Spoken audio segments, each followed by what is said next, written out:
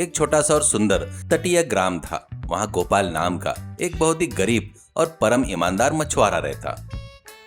वह हर दिन सुबह जल्दी उठकर समंदर में नाव लेकर जाता, बहुत मेहनत करके मछलियां पकड़ता और शाम को उन मछलियों को लाकर अपनी गाड़ी पर स्वादिष्ट फिश फ्राई बनाकर बेचते हुए अपना जीवन बिताता। उसके द्वारा डाले जाने वाले स्पेशल मसालों के कारण आसपास के लोग बहुत ज्यादा आते थे। गोपाल के पास उसका असिस्टेंट कमलेश प्लेटें पोंछते हुए ग्राहकों को ऑर्डर लेते हुए हमेशा कोई ना कोई पागल जैसी बकवास करता रहता। कमलेश, मैंने उस तीसरे नंबर के कस्टमर को बड़ी राहु मछली का टुकड़ा देने के लिए कहा था ना, तूने उसे छोटी झल्ली मछली का टुकड़ा दे दिया।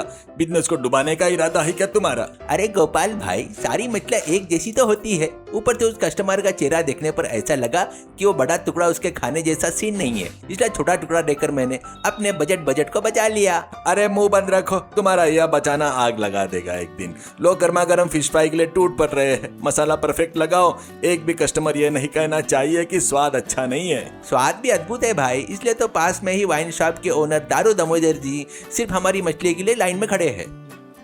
कमलेश, मेरा नाम दामोदर है, दारू दामोदर नहीं। गोपाल भाई, मुझे अर्जेंट में एक प्लेट स्पेशल फिश फ्राई दे दो। अभी देता हूँ दामोदर जी। कमलेश, दामोदर जी को गर्मा गर्म टुकड़ा डालकर दो। बिल बिल्कुल सही वसूल करना। दामोदर जी, आप अपनी प्लेट लीजिए।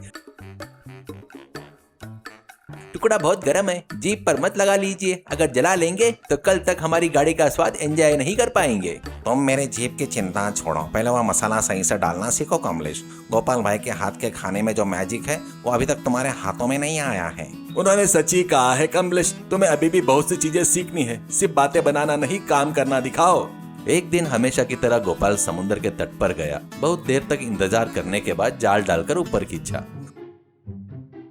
उसमें चमकती हुई मछली, एक अजीब सी मछली फंसी। वो जैसे उस टोकरी में डालने लगा, उस मछली में से अचानक इंसानों की तरह बात करना शुरू किया। गोपाल भाई, मुझे मत मारो, मुझे वापस समुद्र में छोड़ दो। मैं कोई साधारण मछली नहीं हूँ, मैं एक मायावी मछली हूँ। अगर तुम मेरी रक्षा करोगे तो मैं तुम्हें अद्भुत वरदान दूंगी। अरे बाप रे, मछली बात कर रही है। क्या मुझे कोई पागलपन का दौरा पड़ गया है या सचमुच बात कर रही हो? यह सच है गोपाल, तुम रोज मेहनत करके समुद्र में आने की जरूरत नहीं पड़ेगी। इसके लिए मैं एक उपाय बताती हूँ। यह लो एक मायावी टोकरी। कहते ही वहाँ एक टोकरी प्रकट हो गई। मछली ने फिर से बात करना शुरू किया। अब से तुम हरदम फिश फ्राई की गाड़ी के पास कुछ समय के लिए विशेष रूप से बारिश होगी। उस बारिश की बूंदों के साथ आसमान में कुछ अच्छी मछलियां हवा में तैरते हुए आकर सीधे उस टोकरी में गिरेंगी। उनमें से तुम आराम से व्यापार कर सकते हो। यानी अब से मुझे हरदम अपनी जान को दाव पर लगाकर समुद्र में नाव ले जाने की जरूरत नहीं है क्या मछली रानी? हाँ गोपाल, ये टोकरी तुम्हें हर दिन जितनी चाहे उतनी मछलियाँ देगी, लेकिन याद रखना ये टोकरी केवल ईमानदार लोगों के पास ही काम करेगी। अगर ये लालची लोग के पास जाएगी तो इसका परिणाम कुछ और ही होगा।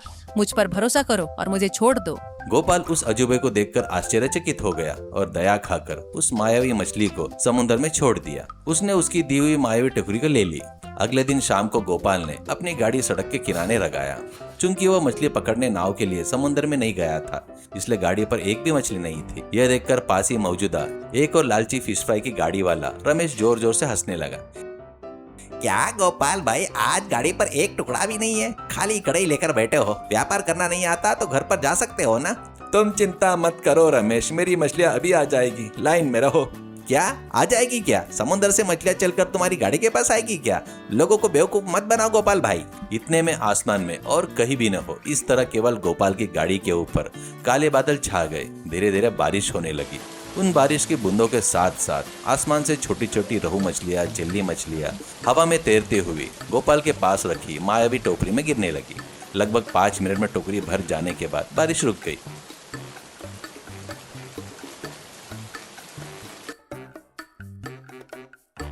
अरे वाह गोपाल भैया, ये कैसा अजूबा है भैया। आसमान से ओले की बारिश देखी थी, लेकिन ऐसी मछलियों की बारिश कभी नहीं देखी। ये मछलियाँ तो बहुत फ्रेश है भाई। देखा रमेश, मेरी मछलियाँ कैसे आई। अब तुम अपना काम देख लो भाई। यह देखकर वहाँ मौजूदा सभी लोग आश्चर्यचकित रह गए। गोपाल ने मुस्कुराते हुए उन ताजी मछलियों को काटा, मसाला लगाया और गर्मा गर्म फिश फ्राई करना शुरू किया। उसे खाने वाले लोगों को स्वाद और भी ज्यादा पसंद आया।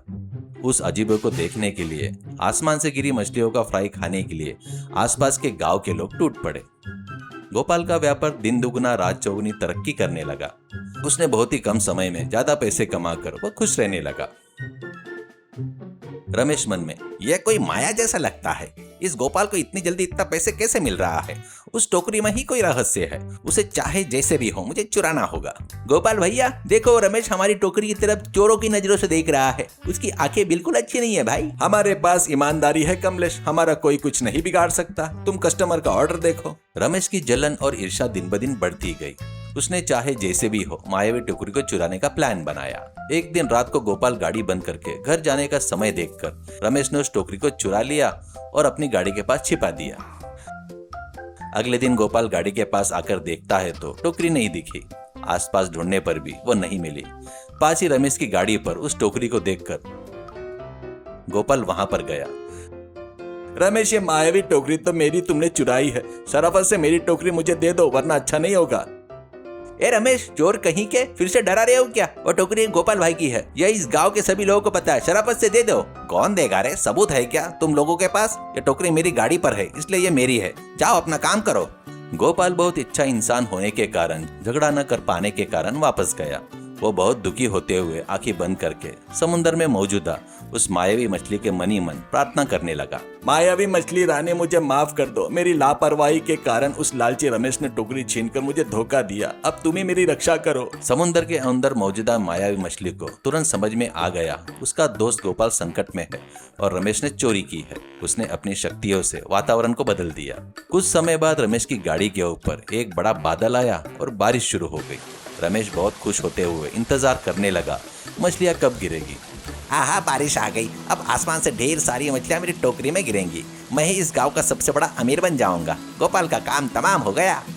क्या रमेश, तुम्हारी गाड़ी पर भी बारिश हो रही है क्या? लेकिन बादल बहुत काला दिख रहा है, भयानक दिख रहा है। संभल कर रहना भाई। तुम अपना मुंह बंद रखो दामोदर। मेरी किस्मत देखकर जलो मत। अब देखो मेरी टोकरी कैसे भरती है।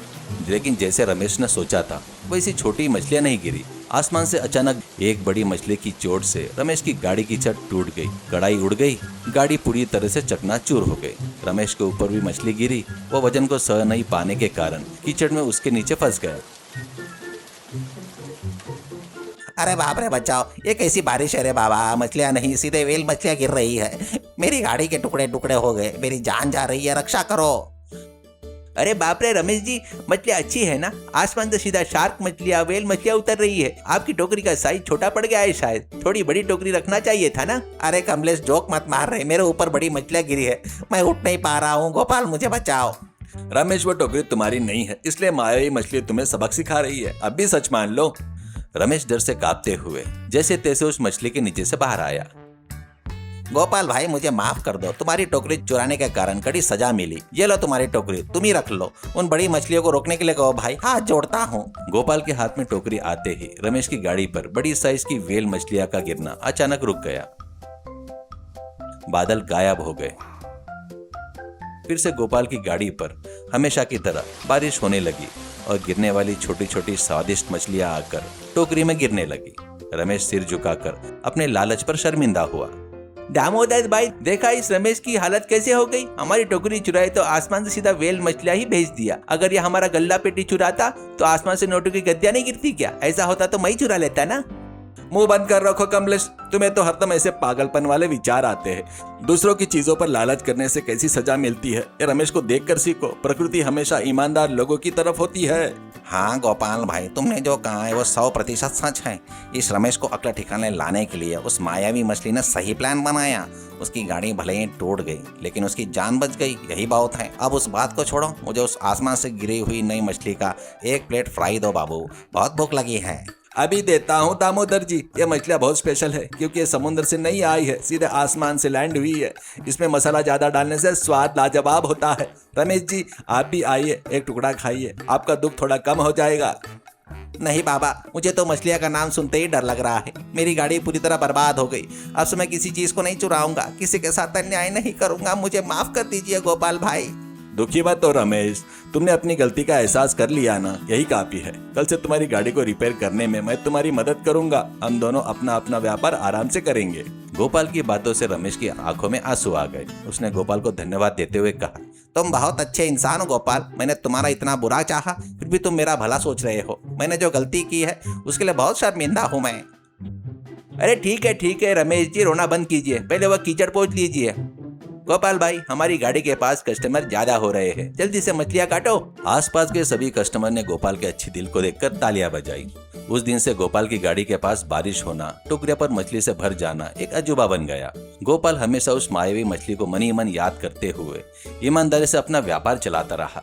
रमेश ने अपना लालच छोड़ दिया, मेहनत से काम करते हुए एक अच्छा इंसान बन गए। सीख, लालच बुरी बला है। दूसरों की चीजों को गलत तरीके से छीनने की कोशिश करेंगे तो लाभ तो नहीं होगा, बल्कि जो हमारे पास है वह भी खोकर सब बर्बाद हो जाएगा। ईमानदारी से मेहनत करने पर ही सफलता मिलती है। हमारे पास जो है उसी में संतुष्ट रहकर दूसरों को भला करने की सोचना चाहिए, तो भगवान हमेशा हमारी रक्षा करते हैं। मन में बिना कपट के जीने वाले के साथ प्रकृति भी हमेशा खड़ी रहती है।